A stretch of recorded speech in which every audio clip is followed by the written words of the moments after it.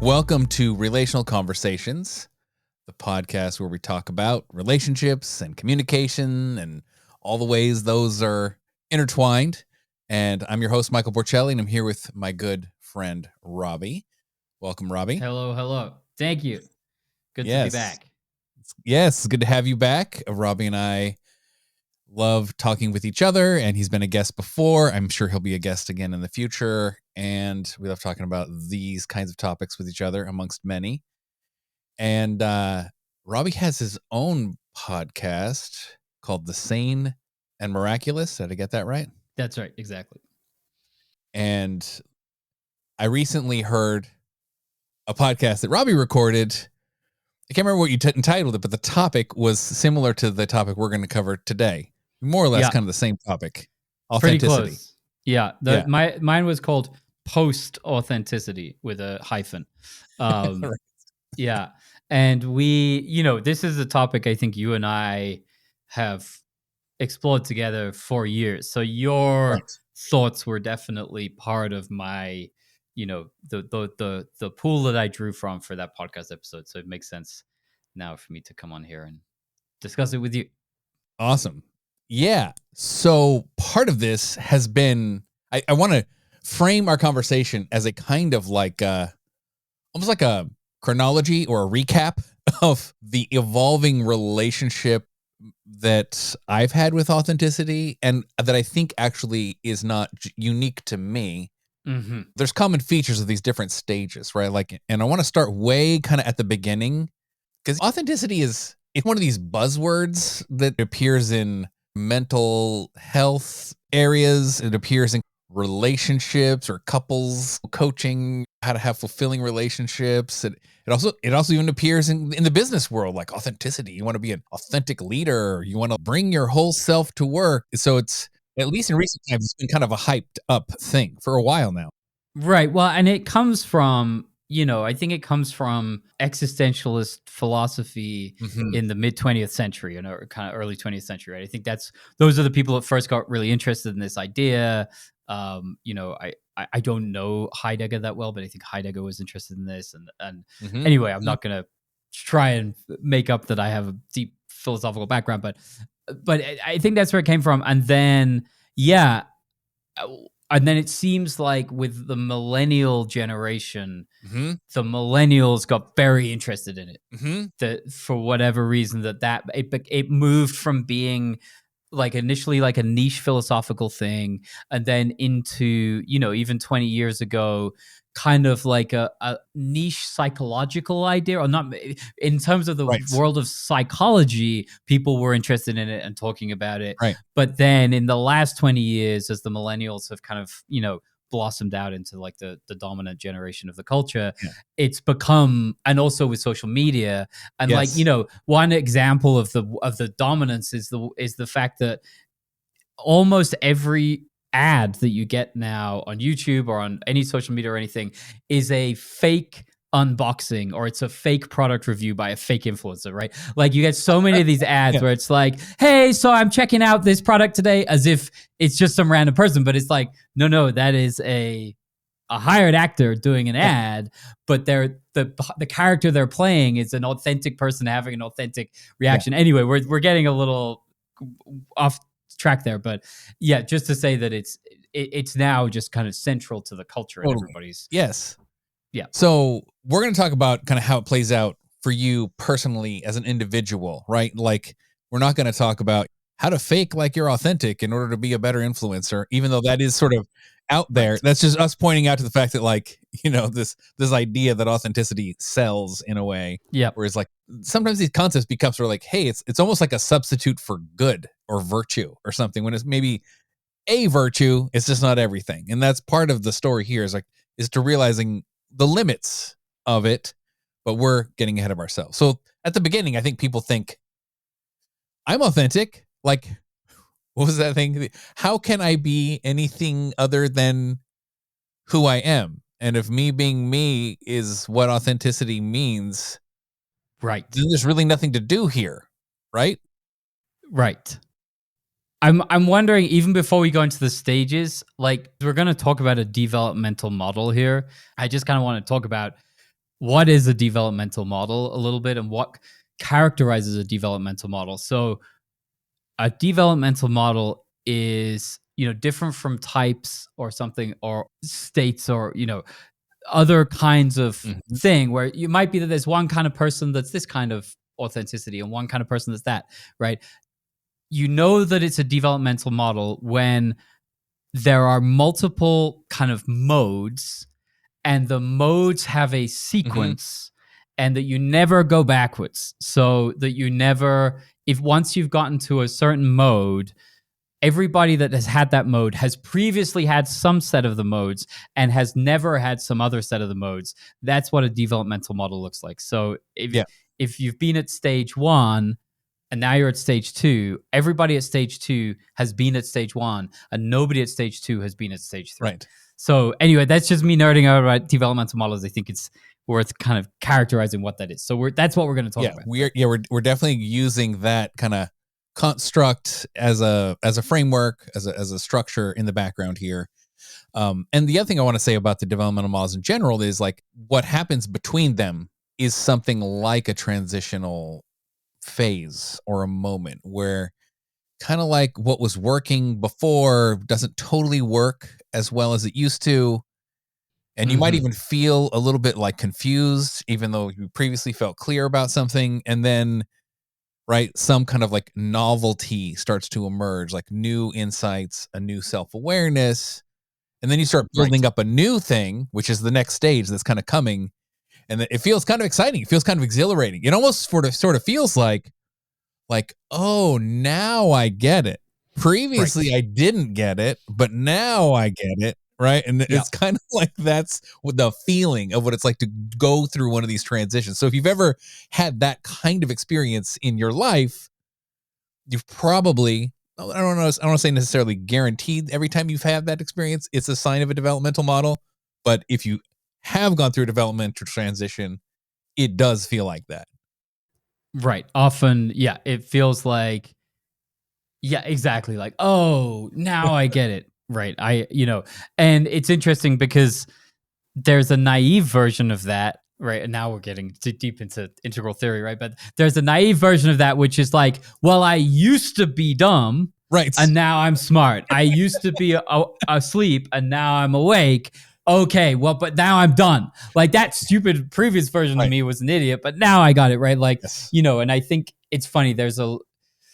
Anyway, there's a tangents we could go on there, but then there's a more sophisticated thing that you can recognize, which is like, well, if that happened before, it's probably going to happen again. It's probably going to happen again. There's no guarantee that I have finally arrived at the ultimate truth. And in fact, it's pretty unlikely. And so it's much more likely that I'm at a new developmental stage, but that there are further heights to climb if I keep going and if I choose to. Yeah. And for people out there who are interested or take seriously like things like personal growth and development, you've probably encountered this or even experienced it yourself, or read this kind of idea. And it is a little bit like, only forever. You're not like done. Right. It's gonna happen again. You just don't know when it's gonna happen, and you're like, oh, I'm going through another one of these things again. Like, especially if you've sort of like changed twice over along the same lines, then you're kind of like, okay. Me thinking that like I finally figured it out is probably also naive. So there may be a little bit of that here. So developmental model, geek out. Let's call that part done. We'll bring it back if we need to. Great. So this first stage of authenticity often will feel like, hey, my metaphor here is that it's an old cartoon called Popeye the Sailor Man, which might be just too old of a reference for the internet age. But he had a saying where he would say, I am what I am, and that's all that I am, right? Like Popeye knows who he is, and he is who he is, and that's all that he is. And he's like, he just sort of is that way forever, right? And people feel that way. I know who I am. Yeah. People who like me the way that I am, they like me this way. Most people don't really get me, but the few people who do kind of get me. I like some people, I don't like other people. Some people like me, some other people don't like me. And that's just sort of it. That's right. That's just the way life is or something, right? Right. And what I think of here is that in the context of dating and the advice, just be yourself. Right. And the feeling of like, what else would I do? What would be like, of course I'm just being myself. And then people getting cranky, like, but it didn't work. Like all I've ever been doing is being myself, but I'm not, I'm alone. Right. And so, yeah, this idea that there's no other option than to be Right. yourself. Yes. I mean, that, yeah, that kind of be yourself advice doesn't work kind of if you're wanting something more here. That you might even say is the beginning of that transition, right? Like when you're kind of like, I am who I am, like Popeye. Who cares, right? Like I can't be anything other than myself. What's the big deal, right? Right. But then when it's almost like you get sick of yourself in some way, or whatever. It stops working. Right? It stops working, which I think is, again, just to nerd out about development. Again, I think always, like, development is hard. Like, it's cognitively hard. It's emotionally hard. It's work. And so people only develop when the stage that they're at is not working. Right. Like, there's nobody develops for fun because it's not fun. And so I think that's what happens is, like, you get to a point where you're like, well, I am who I am, but I am wanting things that are not coming to me just through this. Exactly. So, maybe if you've experienced this, and this is what it was like for me, like this idea that like I could become more authentic. Right. And I'm like, okay, so then it's like, there's something that I need to do then, right? Like, it's not just already true, right? Like there's that I can maybe peel back a layer. And so this idea of like, okay, so what the hell are these layers? Like, this is kind of what the second stage in our little journey here will feel like. All right, well, I guess there's ways maybe I've internalized these social expectations from my upbringing, from my parents or from school teachers or from the culture at large. And, maybe there's ways I feel like I really want to fit in. Like I want to blend in or fit in. I don't want to stand out. I want to be safe. I want to like make sure I'm like current with the latest trends or something. And then other times people are like, I want to be better than other people. I want to be the best. I want to like stand out, or I want to like be different, like kind of counter to whatever the trend is, right? Right. Either way is sort of like that in and of itself isn't necessarily being who you are. You're just sort of like either going with the programming or the counter programming, and you've internalized that and you think that's you. And then you realize, wait a minute, that's a layer on top of something else. You see what I'm saying? Yep. It's in either case, you're reacting to some kind of external stimulus. You're deriving your identity from the world, and either, like you said, either by conforming or by anti-conforming. But in either case, like you're conforming, like you're dominated by what's happening. Yes. Right. I think people experience that often in relationship with their parents, right? Like I think I'm not saying this is true for all children, but like a lot, it's kind of like you're young and it's like, I want mom and dad to like me. I want to do, am I being good? Did I do it right? Hey, how did I do? Like this kind of, and then probably around the teenage years, like when you start to recognize the opinions or perspectives that your peers have about you, right? And you realize, oh, there's a bigger world out there, pop culture or whatever, the media or something. Then you go like, oh yeah, okay, my parents are just lame, or they're out of it. They're done. Now I'm gonna do the opposite of like what. Right. And all of that might be, that even kind of feels like a developmental model. So right, that's stage 0, and stage 1 of this is, but in either case, you're kind of reacting. I also want to add another piece in here, which I think a way that the people express a kind of fixed identity, like, what are we calling this stage? Pre-authentic. Pre-authentic, or I don't know if there's, but let's call it pre-authentic. Like another version of pre-authentic is kind of defense patterns that have grown up around trauma, right? So like people, so that's, not exactly just reacting or conforming or anti-conforming to cultural things, but it's more like I've been psychically injured at some point and I've developed a way of being in the world on like that protects the psychic injury, that prevents it from being aggravated, prevents it from being incapacitating. But what that looks like is, some tightness, some defense, some aggression, something that's guarding a deeper layer of my being. So that I just want to also call out another kind of dimension of this pre-authentic stage. Yes. I mean, there is something there. I mean, I don't know if it's quite the right metaphor, but the difference between like a wound and a scar, right? In a way, scars do sort of last, but a wound doesn't necessarily need to fester. But there is something about like, in either case, recognizing that like those problems maybe that you had, those injuries that you had, like who you are, the personality that you form around those things is in and of itself still just a response to circumstances. It's not necessarily essentially who you are. And the danger here is like you could sort of go to an authenticity cult and they're just like, whatever, get rid of all of the constructs of your personality and you need to just be an empty like canvas again, which is like truly your essence. And you can, I think, disrupt sort of healthy constructs that are part of who you are. I mean, personality in this sense is important. It's just not fundamentally the core of who you are. Your personality, though, and these defensive structures are serving good purposes, and you don't necessarily need to get rid of all of them in order to be authentic. But the process of going from pre-authentic to authentic does feel like you go through and sort of question them. What would it be like if I didn't do that anymore? Right? Like and that you have more that they're imbued with choicefulness to some extent, right? That there's some amount of, and now we're going into the transition, right? Like we're going into stage 2 here. Yes. But these, like, I find you don't get rid of every personality construct, every defense, every mechanism when you get to stage 2.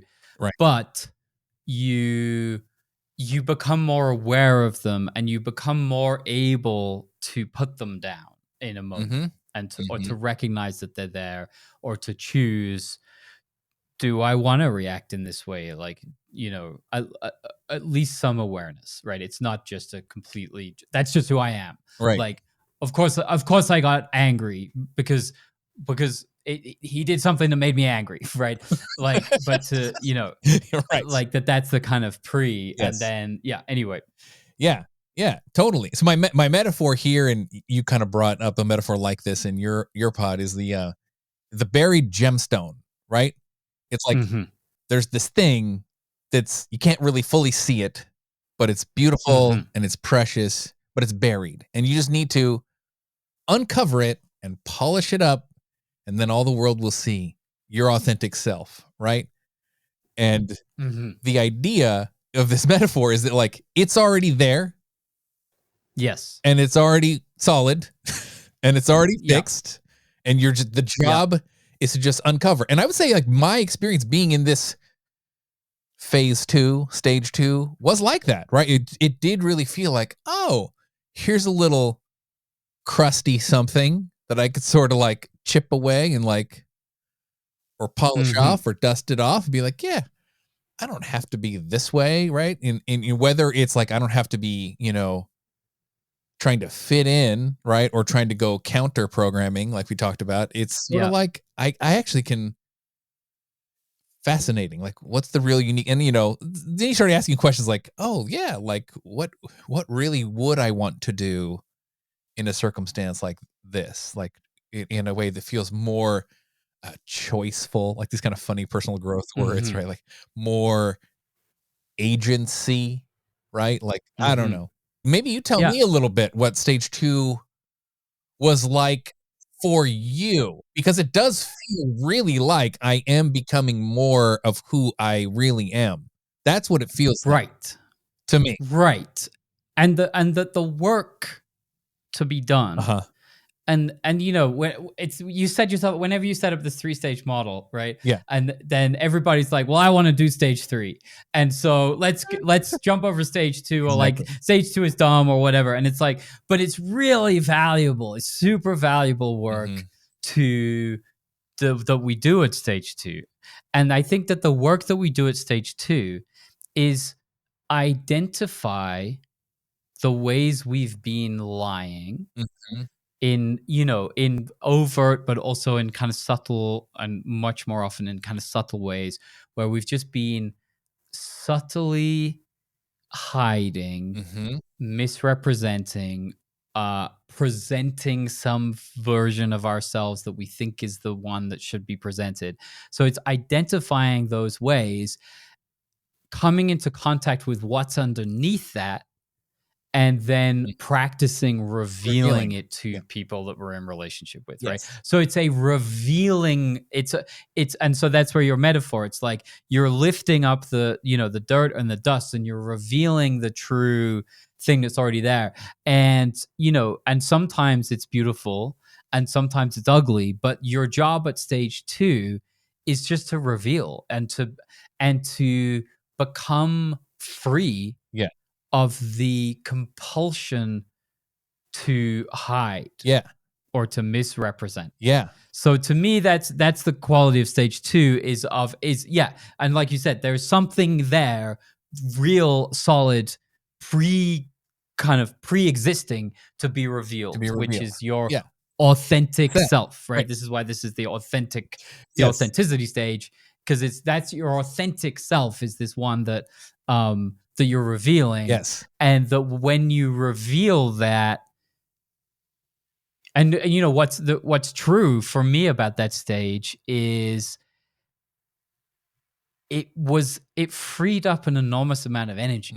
Say more about that.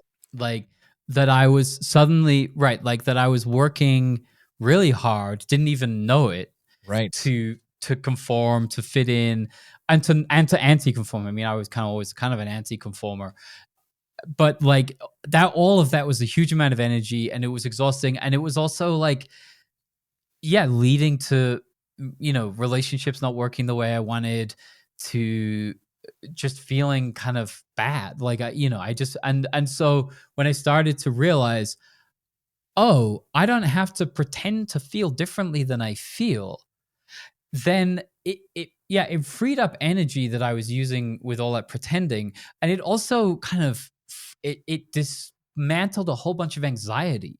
That if you're pretending to feel differently than you feel in a bunch of situations, there's this layer of anxiety that's the anxiety of like lying, right? Even though, you know, and I use the word lying, people get really upset. I got in a huge fight with some people recently where I was saying everybody lies, like everybody lies. And this one, you know, it was in a context and somebody was very upset with that idea. And she was like, I do not lie. I'm just like, of course you do, right? Not necessarily consciously. You might, but you don't know. Right. You just don't know. Right. And this is a very kind of Jungian, Freudian sense of psychology, but it feels very true to me that there's these huge kind of underlying structures and movements going around, and you can never totally understand your motivation. Anyway, so just to talk about that anxiety, like that when you are working in subtle ways to misrepresent yourself, there's an anxiety of the difference between your internal state and what you're hoping that people will see. When you release that and you're able to just not defend by just being free to reveal whatever your internal state is, that a lot of that anxiety goes away.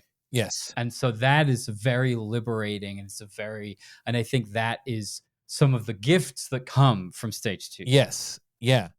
Right. I think this is a little bit, you know, one of the things that's surprising about it is recognizing literally energy, right? It's like the amount your brain, your body, the calories that you're using, you don't really realize it until you start to like try to wrap your mind over and do this self-awareness thing. And like, why is it that when that sort of thing happens, I always do this and then that and that, you know what I mean? I think this, Yeah. and then I think I'm not supposed to think that. Well, I definitely can't say it. So what would I say instead of that? And it's almost like this little buried automatic program that just goes, and you're like, that's a lot of extra steps. You know, how many places in my life have I just installed these extra subroutines that are happening without me questioning them, that are like using up cycles of my brain power, you know? Yeah. It's extra steps and it's extra stakes. Mm-hmm. Like suddenly it's not just, the stakes are not just whatever the stakes naturally would be in a given interaction. There's also the stakes of making sure you don't get found out in a certain way, right? Of making sure that people don't see the shameful interior, right? Yeah. So it just like adds this layer of stakes that's also kind of intense. I would love to, and I can go try and find one, but I want to ask you first. Do you have like a specific example of this, of like something that you saw or something that you learned it was okay to reveal? Oh man. I mean, a lot of these happen in some of these relationship workshops. Let me see if something pops in as we kind of talk about it. If I sometimes, as I talk about the pattern of it, a specific memory of it will come. But yeah, it's a little bit like, you know, if I walk up to the woman facilitator, and you know what I mean, like these in a workshop, and there's like these women who are like being paid to actually give you really honest feedback about how you really are coming across, right? And this is one way that this type of thing happens in these workshops. And some version of like, oh, like I want her to think I'm masculine and attractive and interesting. Right. And so then I'm like, I'm doing it, you know? And then she's kind of like, ugh, what are you doing? And then it's like, that didn't work. That didn't work. You presenting how masculine and confident and interesting you were. Well, I mean, one interpretation of what's going on is like the female facilitators are actually attuned to these hidden layers that are kind of I'm not totally aware of, right? Like that's the conceit. Right. So, you know, but like, then it's kind of like, you know, the woman really does mean in this context, know what really is going on. You can go on, like try on another, well, let me just like puff out my chest a little bit more. Let me deepen my voice. Let me make stronger eye contact. And then she goes, right. And you're like, what? Yeah. And it's like, but she says, no, what's really going on? And then it's like, well, what's really going on is like, I want you to like me. But like, to even in a moment, like to even say that feels like I'm not supposed to tell you that I am trying to get you to like me right now. Right. You're supposed to play it cool. You're supposed to, you know, and this comes from, I think a lot, our models for that particular kind of interaction come from Hollywood, where, you know, the incredibly good looking Hollywood actor walks over and acts cool. Right. And then, you know, his romantic interest, she is excited about that. Right. And so we look at that and go, that's how it's supposed to go. But yeah, so that in your example there, that was perfect, right? Because it's like the thing that you're hiding, the thing you're quote lying about, right, is I want you to like me, right? And it sounds innocuous, right? It's like, who cares? And like, kind of course, like if you're approaching a woman you're interested in to you know, to start a conversation, it's kind of implicit. But we're trained to pretend that we don't care in that case, right? So that's and so to reveal that is to give up a performance in favor of the authentic self. Right. And then you kind of have this moment of like, and then the facilitator woman goes like, that's interesting, right? I'm interested now. Say more about how do you want to like me to like you? Like, what does that feel like? You wanting to like me? And then you kind of like, and then it's sort of weird because you're kind of like, I feel like I'm doing the opposite of what the good dating advice or be impressive and confident, like what I think all of that is supposed to mean. Right. I'm coming across as weak. Like I'm coming across as vulnerable. Like I'm not supposed to, right? She's not going to like this. Yeah. And then for the woman facilitator to be like, thank God. Like, I feel like I really am connected to you now. And that is sort of surprising. Like, wait, what? You feel more interested and connected to me when I'm sharing this thing that I think I'm not supposed to be revealing.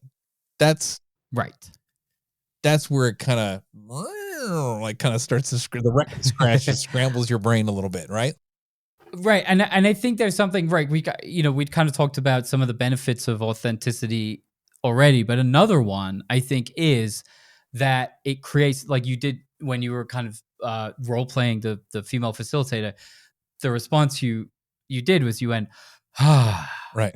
That there's this relief in other people's nervous systems when they feel that you are not working so hard to present something, to hide something, to control. Yes.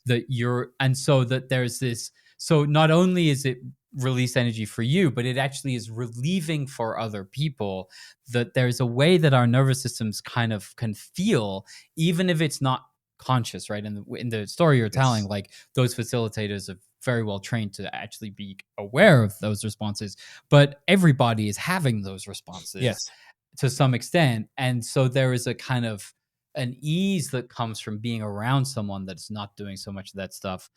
And in the specific context of like dating, I think the reason that counterintuitive thing can work is because it's actually demonstrates a self-confidence to be able to reveal this stuff, right? Like, and so there's a meta attractiveness. Right. Even if what you're revealing is I'm nervous, the fact that you feel comfortable enough with yourself to say, hey, I'm nervous to be talking to you right now is kind of, it's a meta confidence of like, yes, you might be nervous in this moment, but you're not like so fragile that you need to pretend that you're not nervous. Yes, totally. Like there's so many cool things coming up. Like I'm glad we're spending this time on this stage because there's a lot of richness here, and in a way this is sort of like the central axis around which this whole conversation goes. So I got to be on the observing side of that in a professional context.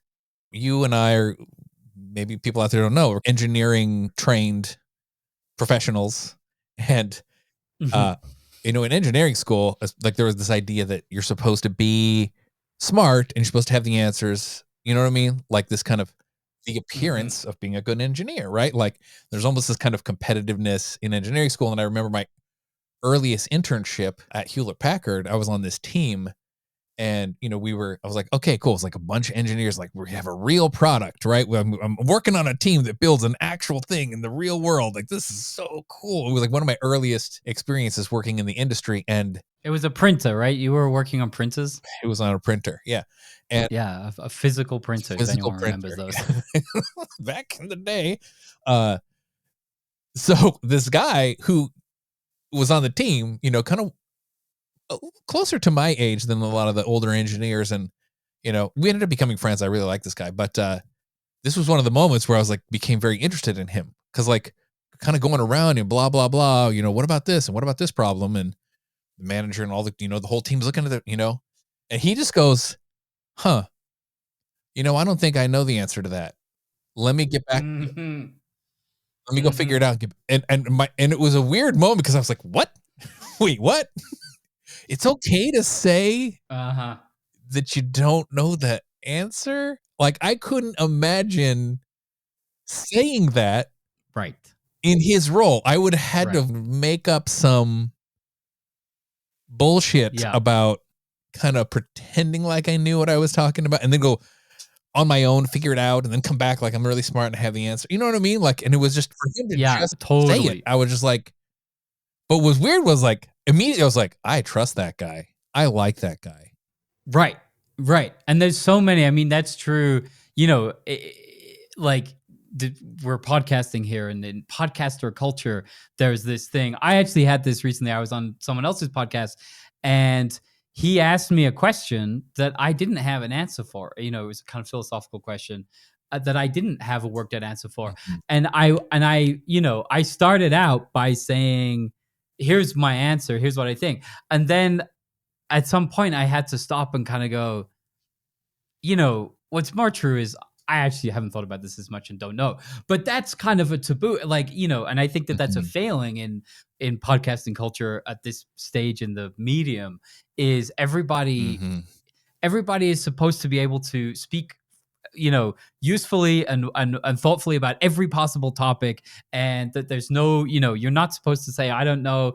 And I think that is right, like in the case of the engineering, which I love that story because I've definitely had those experiences as an engineer, and had myself felt everything you said, right, and noticed that the most competent engineers are often the ones that are most likely to say, I'm not sure, or I have to think about that, or I have to go research that. And that there's a kind of thing there, and now I'm thinking about imposter syndrome, right? That there's if you don't, again, it's this meta confidence, it's meta self assurance. Like if you don't trust that you are a good engineer, then you're going to pretend that you know the answer to everything because you think that's what it means. If you trust that you're a good engineer, then you're safe to just reveal what your current thinking is about a particular problem. And if you're thinking and you're like, I don't really know, that's totally safe thing to do because you trust that you're competent, right? And so I love that story. Yeah, it's true, right? Like there's a freedom that comes on the inside.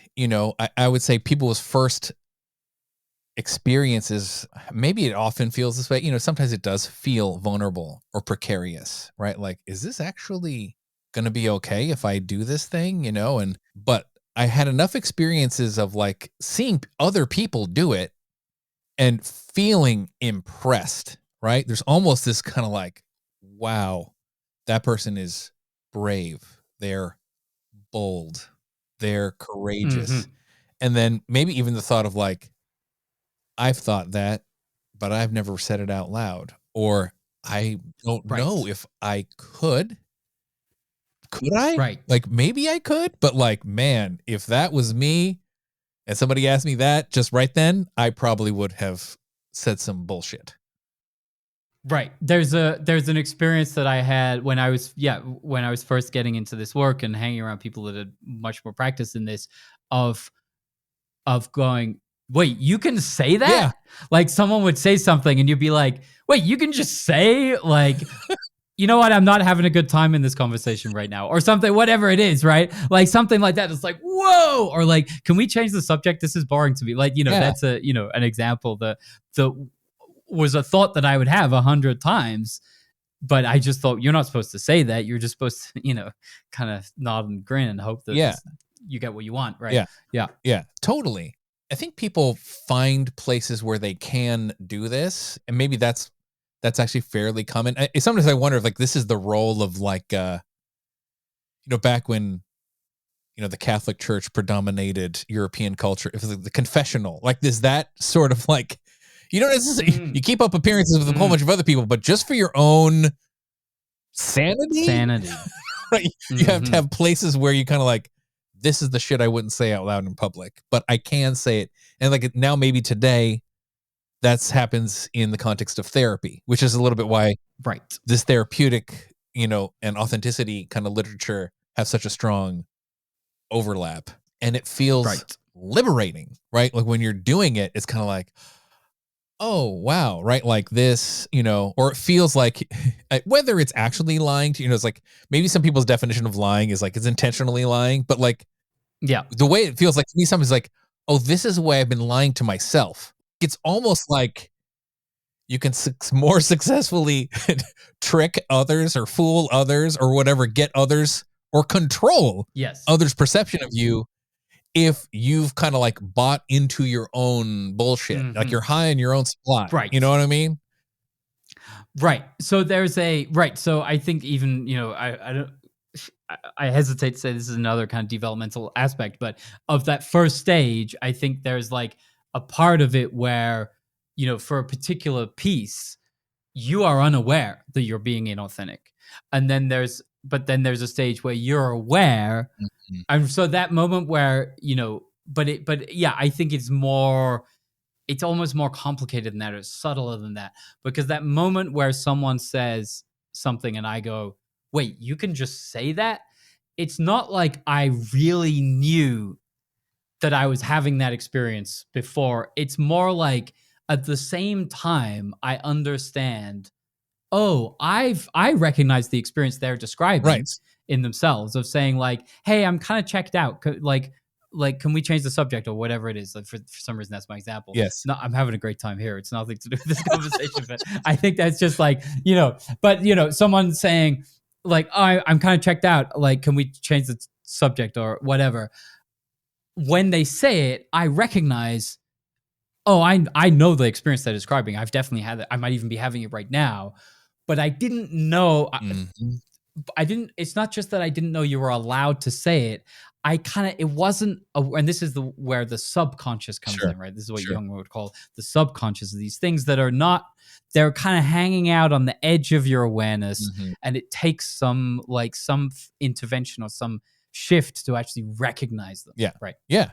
Right. And that's the role kind of going into these places or spaces like group therapy or group workshops. Like it's kind of like, okay, Right. we're signing up for this thing. And, sometimes it's like the rules of engagement for our time together are, if you think it, Right. you fucking say it. Oh, all right. Yep. Okay. And then Right. it's a little bit like, not necessarily like I recommend going through your whole life this way, but like No. going through these periods of time where we're just switching on the like, okay, hide nothing, man. If you feel like, Yeah. if you have the sensation of like, oh, here's the thing I could say, but I can't say that, right? You promise you will say it then, right? You make me a promise like for our time together. And then you're like, okay, right? And like a lot of emotional energy and feelings get unlocked, right? On both sides of that equation, right? It's like, oh, wow, I'm feeling liberated that I can now say these things that, whatever my socially conditioned self wouldn't say. And it feels liberating. But then also to be on the receiving end of somebody else saying one of those things, maybe about you, right? Sort of like helps you kind of like get a grasp of some peripheral thing that you've kind of been blocking out, and sometimes it's like, wow, I realize I'm afraid that what you're telling me about myself might be true. And that feels scary or it hurts or whatever. And then now we're kind of both doing it together, right? And it's kind of like this mutual unveiling or uncovering or unhiding. It's pretty cool.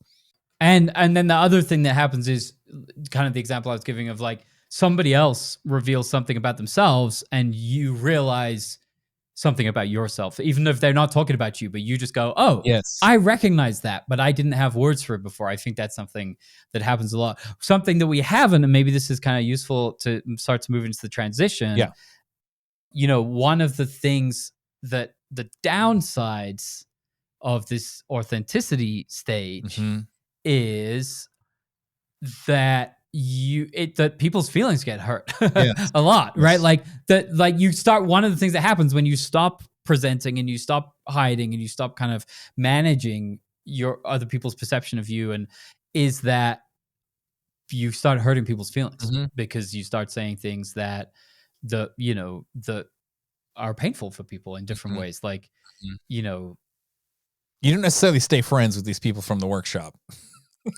Yeah, maybe or maybe not. I mean, sometimes in some cases, sure. But like, if somebody says, "Hey, I'm bored. I'm bored. Can we change the subject?"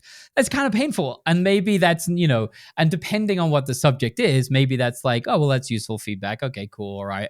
I don't want to be boring someone I'm having a conversation with."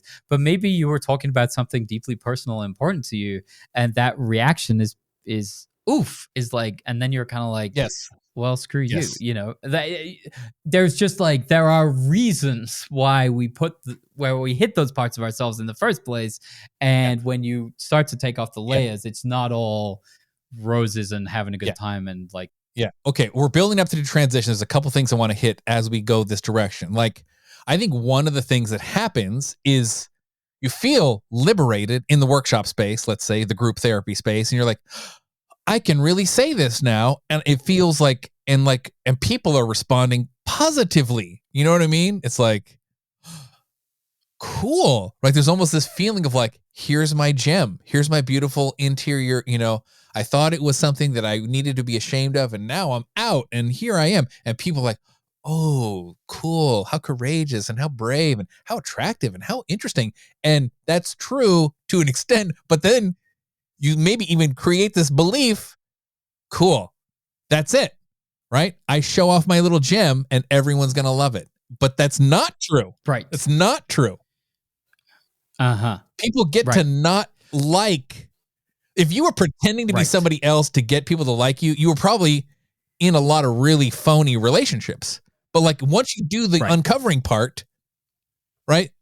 Then now other people get to not like you for the right reasons.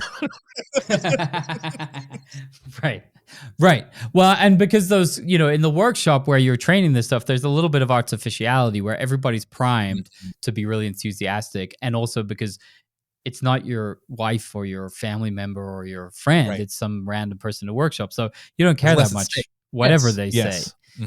Right. So then you can be like, cool, thanks so much for revealing yourself. Like, this is what we're doing here. Cool. But then you go home and like, your colleague didn't necessarily sign up for this, of like, they walk in and you go like, dude, your breath stinks. And they're like, fuck you. No, this is one of the, you might say this is the early sign of the limits of this stage, is something like,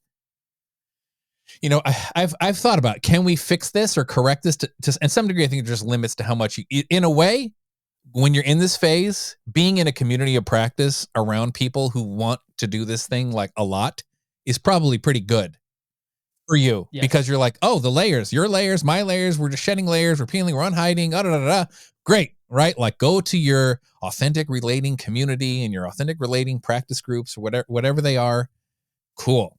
Awesome. Right. But then one of the mistakes is like transferring this norm that applies in those spaces to everywhere. And then you think, right? Like it almost becomes like you're being Popeye again. Like, I am now like this. This is who I am. Like, and it calls air mode like the authentic jerk, or like the authentic alien imposter. Like somehow you, the person that your, friends back home or whatever, your family, kind of are like, what? Who the heck do you think you are now? Right? Like, you went to the workshop and you were supposed to be whatever, improving, and now you're kind of just more of a jerk because you can't stop. It's like TMI, man. You can't stop saying what you think about everybody to their faces all of the time. Why are you doing that? And you're kind of like, well, I'm doing that because liberation and everyone should be free. Like I feel free, and then the world would be a better place. And it's kind of like, no, that's not. It's partial, right? It's because there are moments, because you might do that and it might liberate someone, right? You might go back into the world and you do something and it's like, it's really valuable. You say to your coworker, hey man, your breath does not smell good. And they go, seriously? Oh, cool. Thanks for telling me. Like, shit, I guess I gotta up my oral hygiene. And that's like a positive interaction, right? Or you tell your granny like, hey, you're kind of racist. Like, can you cut that back? And she's like, fuck you. Like, whatever. Like, it's not, it doesn't always go well. Doesn't always go well. Yeah. And so part of that, right, and I think this is, if we're transitioning into the third thing, is this idea of skillful means and of actually considering not just kind of my own authentic self and the difference between like, well, what's going to feel good for me versus what's not, well, what's true for me versus what's not, but to start to consider the whole and to say, what is the appropriate response in this moment that will, bring more of the thing that I want to bring, like that will, bring more connection, or bring more aliveness, or bring more love, or whatever, my values are. Yes. But and that may be revealing your authentic self. Like we fixate on this authenticity because that's a place where we get really stuck, is in not being authentic. And so being able to free ourselves up to be authentic puts a bunch more options on the menu. But ultimately what you want is just to have a lot of options on the menu that you are free to do, and to be able to pay attention to the moment and create the moment that you want to create. So anyway, Yes. that's my sense of like Where it where goes. where it Yes. goes. Yeah. We're going there. Yeah. I think it's time to transition. I think you're right. I just want to say some of the signals you might start feeling that indicate you're sort of like, what's the developmental thing, right? This stage isn't working out as well Mm, as it was. Like, what's the, and part of it might right. be, maybe you do need to kind of upgrade your friendship circles and get rid of some toxic friendships. And maybe you being authentic helps you get there. And that's good, right? But like, you might be kind of like, wait a minute, am I supposed to just always be trying to kind of reveal the deepest, darkest, most vulnerable thing?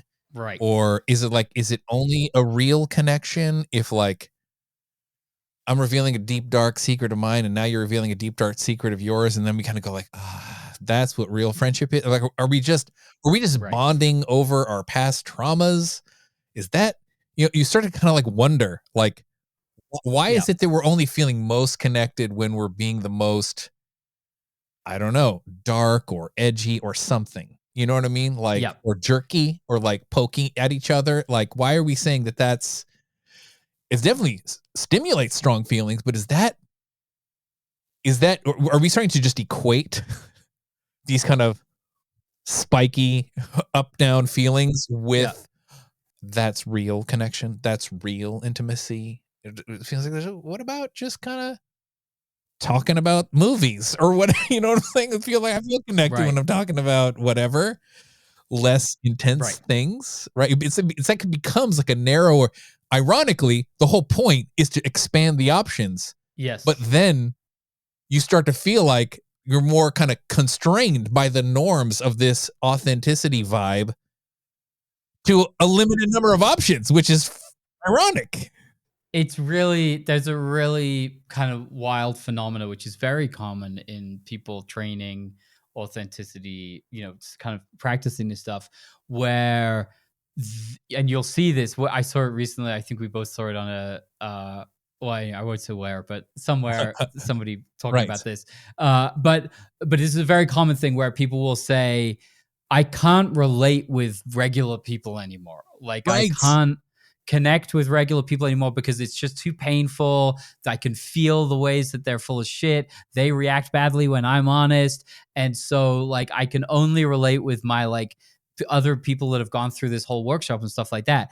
And just to call out, like if you are having that experience, it's totally understandable. I think it is necessary developmentally. I do think that it's just part of the process and you don't want to get stuck there and you can get out, right? Right. Like it's possible to learn this authenticity stuff. And I think this is one of the failure modes or one of the places where you start to feel the limitation of it, where you realize I'm only able to connect with people that are also trained in this rarefied thing. Yes. And I don't want that. Like I want to be able to go home to Christmas with my family Have a good time. and feel comfortable, feel connected, feel creative, and feel like have a good time, or talk to the Uber driver and have a good time talking to the Uber driver and not feel kind of like this is a muggle and I cannot talk to muggles, whatever, right? Like, so I think Yes. that's another, that's another signifier of like, okay, it's time.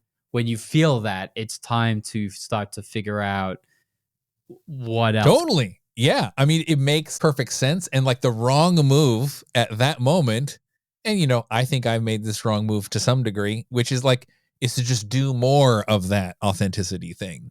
Right. Right. It's kind of like, well, I guess I should just keep doing more because like doing it a lot more served me so well, during this phase. I should just, okay, maybe there's just more I can reveal. Maybe there's just, Right. can't you understand how badly it hurts when I can't relate with you the way that I want to? And it's like, wait, and now the people are going like, who the fuck do you think you are? Like, get me away from you. You know what I mean? Like, right. It's trippy. I've definitely been that guy. I'm just remembering that story. I was like, oh God, yeah.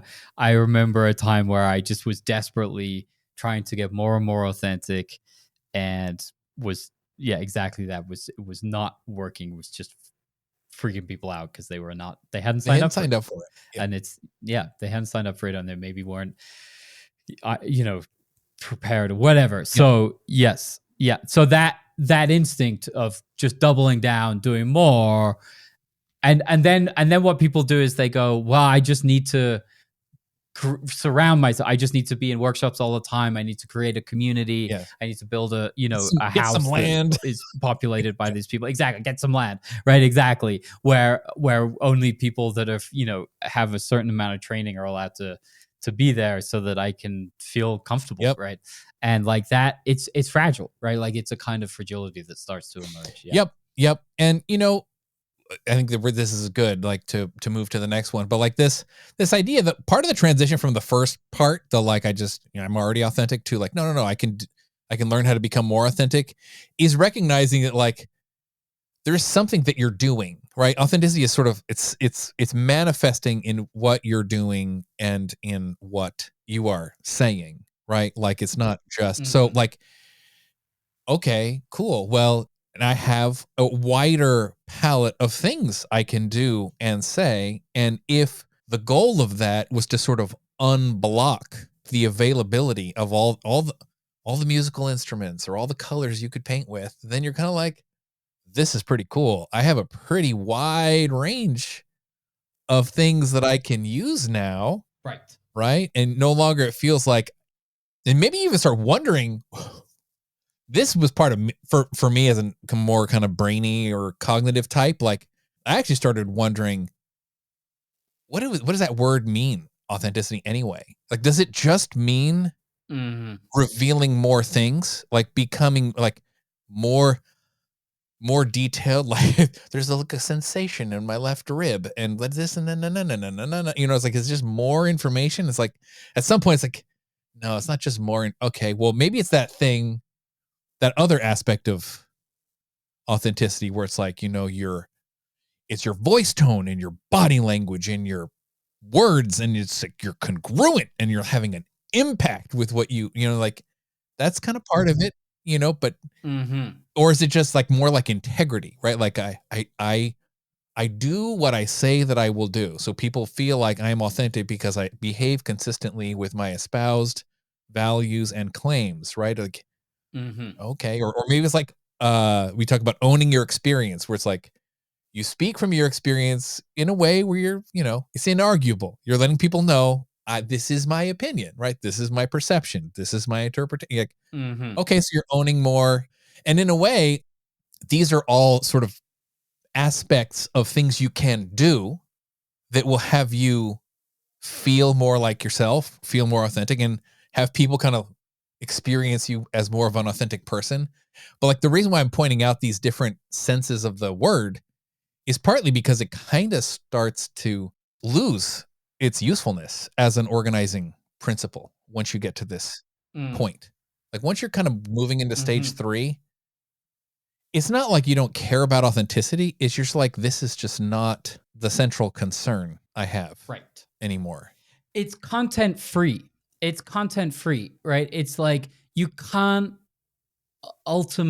maybe you can ultimately value authenticity, but do you ultimately value authenticity if the authenticity is people just revealing shitty thoughts that they're having about each other? Like, I think that ultimately you have to value something that you feel is intrinsically good.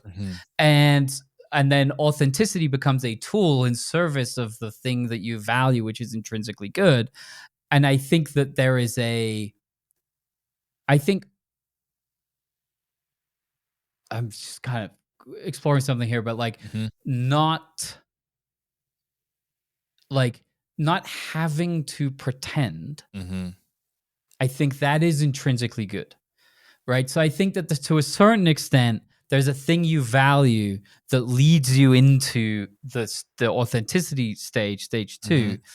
But then there's a point where you start to realize that by itself, it doesn't produce any particular kind of positive change in the world. That it's a clearing out of blockages. But then there's a third stage where you have to actually start to, and this is why I talk about the third stage as being creative. You have to actually start to create the valued world that you want to live in Mm-hmm. using your tools that you've now freed up. Yeah. Mm-hmm. Yeah. I like this. Like, in a certain way, you could say that authenticity starts to feel like a little bit more of a flexible thing, or my authentic self is no longer that useful of a concept, right? It's more of a process. Like the metaphor, if it was sort of like the gemstone you're polishing off or unburying in stage 2, the metaphor in stage 3 is the onion. Is you just peel back, you peel back another layer, and you get to peel back another layer, right? And another thing I experienced that kind of was an indicator was like, yesterday in the workshop, I like really had to work hard to kind of unveil this thing. You know what I mean? And then people were like, what? Right. And then it was like, but that was yesterday. And then today it was like, I'm going to do it again. Let me tell you about. And then it's, wait a minute. It's not quite it's a little stale. It's like, oh, wait a minute. Yeah. That was yesterday's authenticity. Right. Like, this is like somebody kind of says, at the peak of a circle of like, we've been talking for 45 minutes and someone says, I just feel lonely, and everybody's eyes tear up and everybody's like, oh God, now, and this is why it's addictive. This is why people take these workshops, because that feeling is fantastic for everybody. When somebody like peels back a real layer and you feel something that had not been exposed before, it's like, oh, like your heart melts and you feel the humanity and a brotherhood and like just this beautiful kind of feeling. And then, like you say, then the next day that person comes, there's another circle and they say, I just feel so lonely. And it's like, nobody gives a crap. Like, it's like, cool. It just doesn't, same thing, but like, it doesn't have that magic, right? Yes. In the, in the circling world that, you and I both came up in, we would call that aletheia, right? An aletheia, which does come from Heidegger. Again, like aletheia is the feeling of a truth that had been hidden becoming visible. Yes. And that there's some magic to that, which is special and different than saying things. And this is also why one person might say, I feel lonely, and nobody, and people care, but like it doesn't have that thing, because for them it's not a truth that needs revealing. It's a truth that is already present, right? Visible. Right. And for somebody else, it's actually the process of peeling back the layers that has this kind of magical quality to it. Right. And then I think when you kind of lean into this, we'll call this the post-authentic phase, sometimes it doesn't even really feel like revealing something that I've been hiding, right? It will feel sometimes it'll feel like I'm discovering something about myself, or maybe, like you said, something creative, like an active creation. Like, what if I took this and I took that and we like put that together in this way, and you've got that thing over there, and then you know what I mean? Like, it's like I don't know. It's like, it's a beautiful, wonderful thing, but it just doesn't feel like, oh, I'm being more authentic. It just feels like we're joining together in some co-creative or transcendent moment to, I don't know, make the world more good or more beautiful or whatever. You know what I'm saying? Like it's less of like, let me peel back a thing that's blocking a thing so that you can see a thing that nobody could see before. It just doesn't feel that way as often anymore, because you're kind of like, I kind of feel like I have all the, like the colors and the musical notes are already available, like, or most of them. Right. Right. That's So for me, it's kind of almost like the metaphor. I think there's value in the onion metaphor, but maybe the onion metaphor is kind of like 2.5. Sure. And then stage 3 is like the metaphor is like clay. Like you have clay to work with, and you make something that matters to you, and but it's co-creative as well. You're making something in relationship. And this is where, for me, this is where I started as an example, talking about God.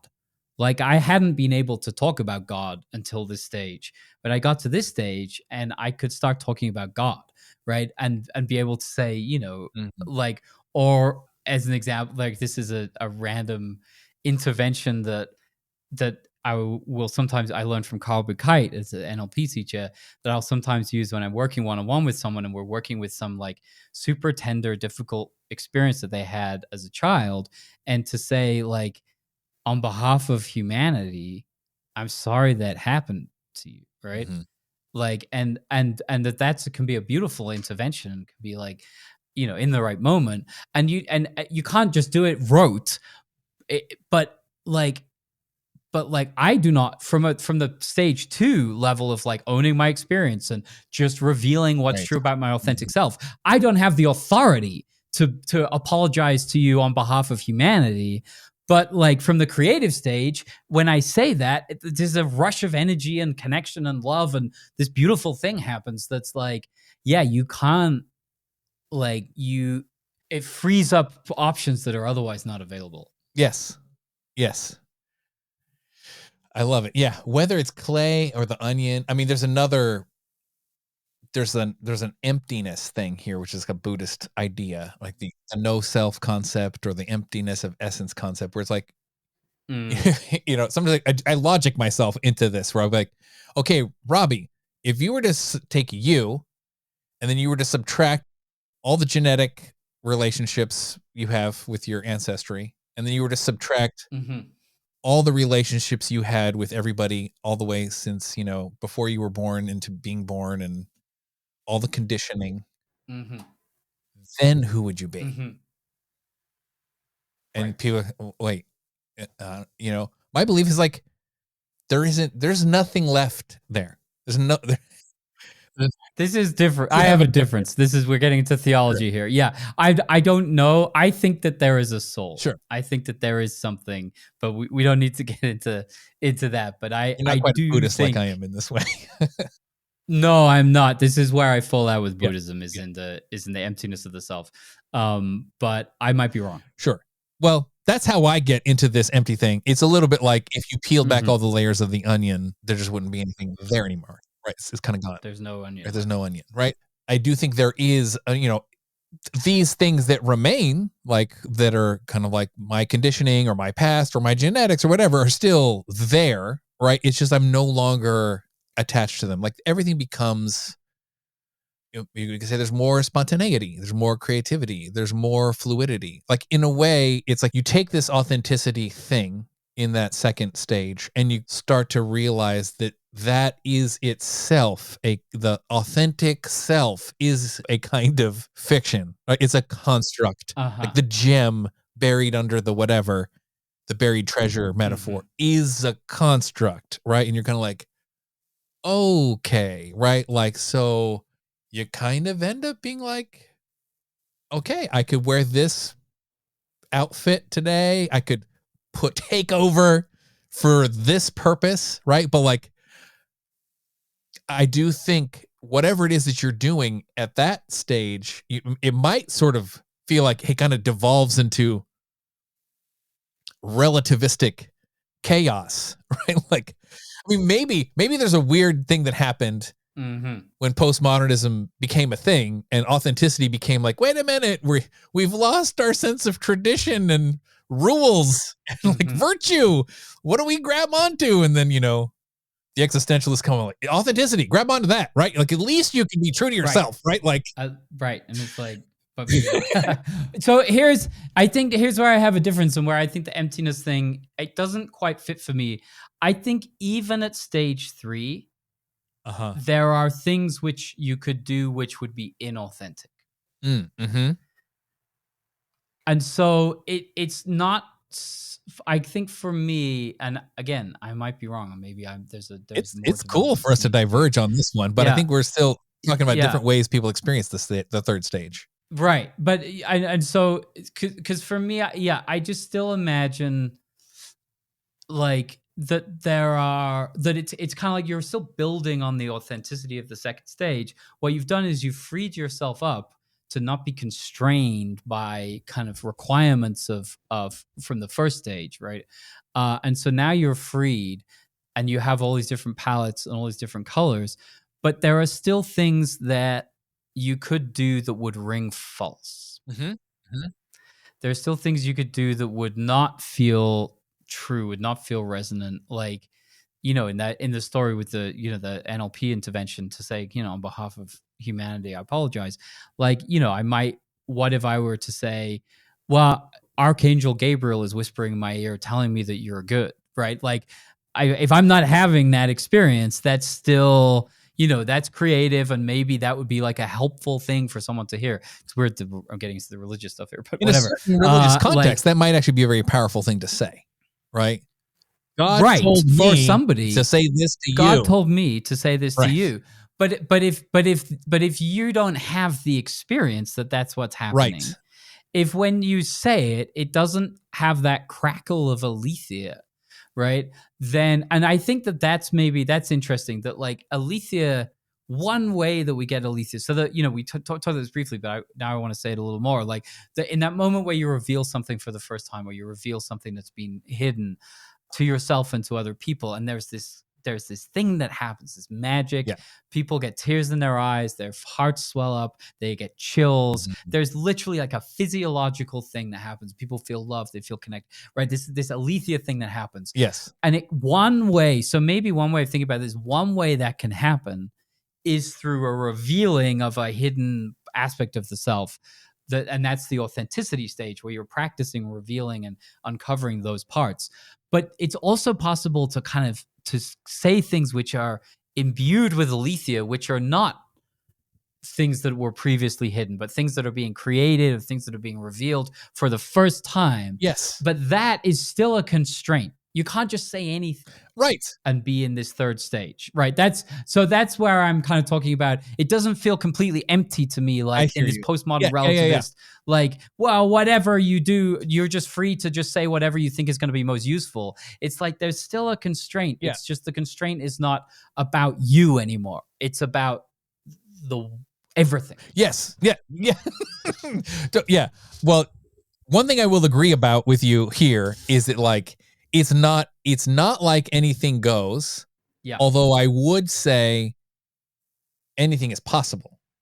Right? Something like that. I don't know if there's a meaningful difference there, but like there are still real constraints that are contextual. Like it gets a little woo here, right? It's like, I am a being and here I am, here and now in this context, right? In this world today in 2024, I'm in Southern California and I'm with my friend Rob. You know what I'm saying? Like there are these things that are true about what is happening that would potentially like, but the feeling is not like, what does the me want? It's more like, what is it that wants to happen? You know what I'm saying? There's something like this. Totally. Yeah. No. Yeah. It's like, yeah, I think that's align with that thing.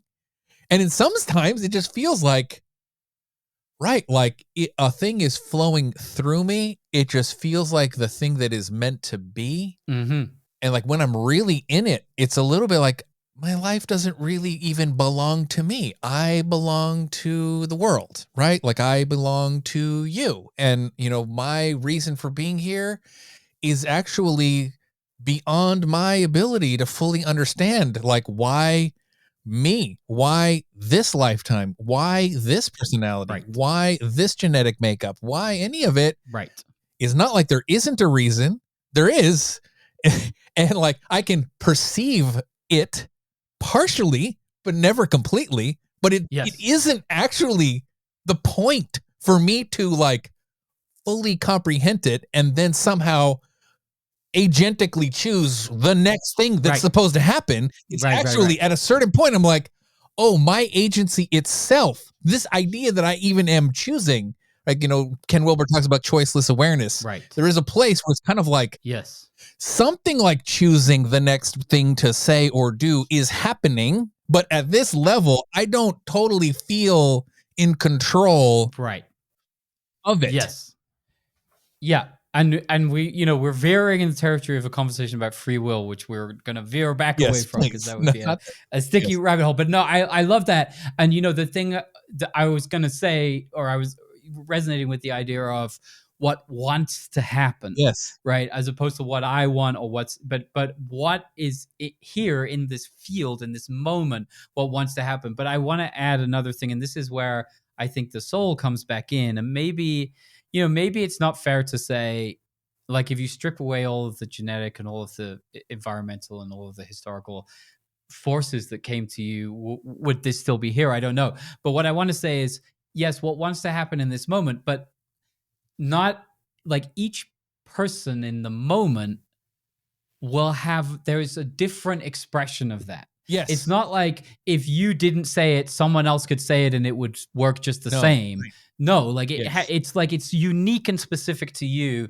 even while it's like, it's what can I express that will serve this moment, not just what impersonally serves this moment. Yes. No, right. This is where I like, I'm not an expert on like Buddhist or Hindu theology, but like at least to the degree I think I understand something about the differences in their concept of reincarnation, right? Is like something like the you being reincarnated versus like, because in Buddhism, you're like, I thought there was no self. So why are you talking about Buddhist reincarnation? Right. How does that even make any sense? But like, agreed. The way I wrap my mind around it, and Buddhist experts can correct me if I'm wrong, is that you are actually a bundle of like karmic threads, right?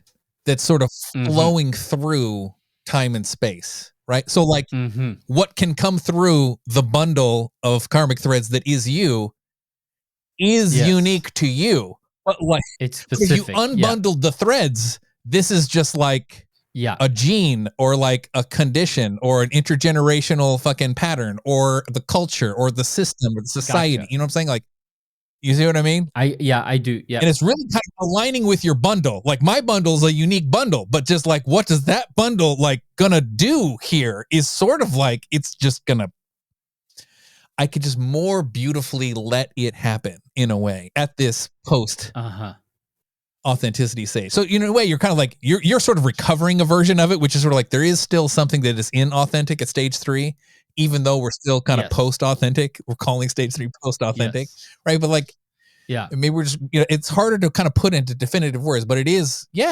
authentic at that level. So it might be better to call it trans-authentic. Sure. Than post-authentic, right? That's because it's including authenticity and then transcending it, not kind of moving past it to some distinct stage. Yeah. Anyway, I don't know how many people do you think are going to follow us to this point, but like, I would say this trans-authentic does have a kind of, it sort of does have a spiritual quality to it at times. Like it sort of sounds, oh wow. Yes. Post-authentic, trans, and at other times it really just feels kind of like, oh yeah, probably what the most appropriate thing for me to do right now is to not say that thought out loud because it's not really adding something beautiful or good to this situation if I were to do that, right? Right. Or it's just talking about movies, or like you're with your Uber driver and you're talking about like, oh, where did you grow up? Like, what do you, whatever it is, right? Like that's just completely, this is where we reintegrate, one of the hallmarks of the authenticity stage is people get really aggressive about small talk and how much they hate it. And then you get to post authenticity or trans authenticity, you reintegrate small talk and you're like, no, small talk is fine. Like it's useful, it's valuable, it's fun. Like you can chit chat with people about their life stories and about where they're from and where they went to school or, whatever else. And it's completely fine. It's a satisfying. Yeah. I had a transition. I mean, I keep using this example talking to the Uber driver because I was someone when I was like deep in the authenticity stage, they didn't have the option on the Uber app to say, I don't want a conversation. It was before that option being added. And so, but I was someone that would like hate, or in a taxi or an Uber or whatever, would just like really hope to get a quiet guy because I didn't want to talk. I didn't know. And then one of the indicators for me of like my transition into the stage 3 was I started having a blast. Like I could have a great conversation with a taxi driver and Uber driver and just like chat away and enjoy myself. And so that I think that's a really concrete example of like, for me personally, was very valuable to notice that. Totally. Yeah. And now it's, some people are born being able to do, like I had to fucking learn, like some people are born. So I don't know that everybody's gonna, some people in stage 1 can have a good time talking to an Uber driver. But for me, it took a lot of work. Well, I think the things that were good at stage 1 sometimes become good again at stage 3. They get, like you said, they get recovered. I want to land this plane shortly, but one further thing I want to say too is like use a metaphor of like a Venn diagram. You can be like you and your relatives back home, or you and your friend from high school, or you and the Uber driver, right? It's like you could sort of be kind of like, they really don't get me fully. Like, I really wish they would. And like, man, or ideally the relationship would be such that they totally got me. Like all those people at the authenticity workshop got me, blah, blah, blah. Right. And at stage 3, you're kind of like, but that overlap space is greater than 0. It's more than nothing. Right. And then you're kind of like, oh yeah, but I feel like I gotta like box myself in to like talk to them in this little place of overlap. That might be how it feels if you're like fixated on this authenticity stage. Right. But then when you kind of go past it, you're kind of like, whoa, how mind-blowing is it that there's probably an overlap between you and every single other person that you meet? And what is that overlap place? That's kind of interesting. Of course. Who cares if it's not you getting to be your fully authentic self, or they're not telling you their deepest, hopes and dreams or whatever. Right. They still have them, right? Like there's still a whole person there with like a deep heart and longings and heartbreaks, and like that's, has going to have to face the death of their parents, is going to have to, figure out like it's, nobody is shallow. Yeah. So yeah, you can kind of start to appreciate basking in the light of that, whether they're like fully ripping their chest open to reveal their bloody heart or not. Yeah. Right. And you can just sort of start small with the small talk and be like, that was interesting. Like, stage 3, the context means a lot, right? In this time and place, on this Uber drive with this particular combination of people, we found the vibe spot, which is it sort of starts at where the little self Venn diagrams overlap, right? And you're kind of like, well, there's just beauty in that. Like it's the beauty in simplicity, right? Or the beauty in whatever, right? It doesn't have to be the deepest, most profound thing in order to be authentic. And you don't even have to feel like you're being your most authentic self. Right. For it to actually be this is idea called, maybe this is a good place to go to end it. Like this idea of right relationship. Have we talked about this before? I mean, I know about it from the Buddhist idea. Yeah. So it's like, I sometimes will say no relationship will be as wonderful, ideal, or as beautiful as you can imagine. No, none of them will be, right? Like, but what a relationship is, you can be more or less in alignment with right relationship. And this, I suppose, if we do that kind of paradigm shift and do the relationship centered point of view, we're not prioritizing the authentic selves anymore. We're prioritizing almost like, what does it mean for this relationship to be authentic or something like that, right? And it's kind of like, well, true intimacy is not like you're gonna do everything that I want you to do, like you're some kind of robot or AI friend, right? That would be, in a weird way, unfulfilling to me if all you did was like align with my preferences.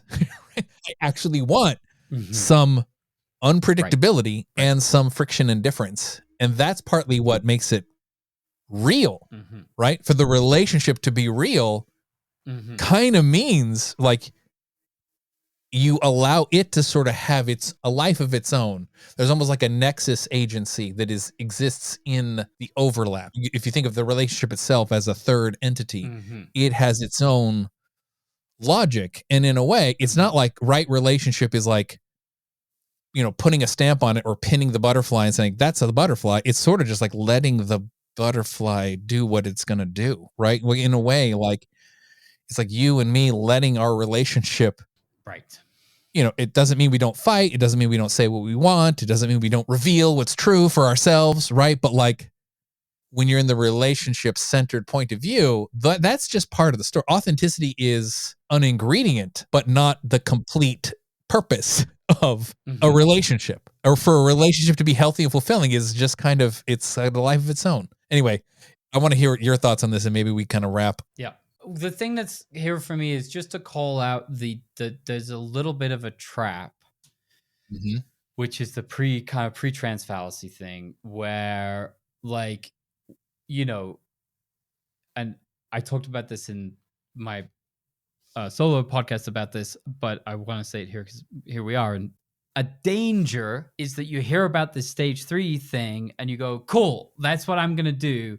I'm just going to say whatever's appropriate to the moment. And sometimes I'm going to bite my tongue because it's, and that you skip the stage 2 of really doing the work. And so then your kind of stage 1 parts that are trying to manage and control and present a particular aspect of you, those parts are really running the show, but they're just weaponized by this philosophy of stage 3 saying, well, no, I'm just doing whatever serves the moment. Sure. And so this is why I think it's valuable. And like, Porch and I are kind of talking about this, like, yeah, we work in stage 3. Like I work in stage 3. Like I'm not, I have that, that's why we're able to talk about it.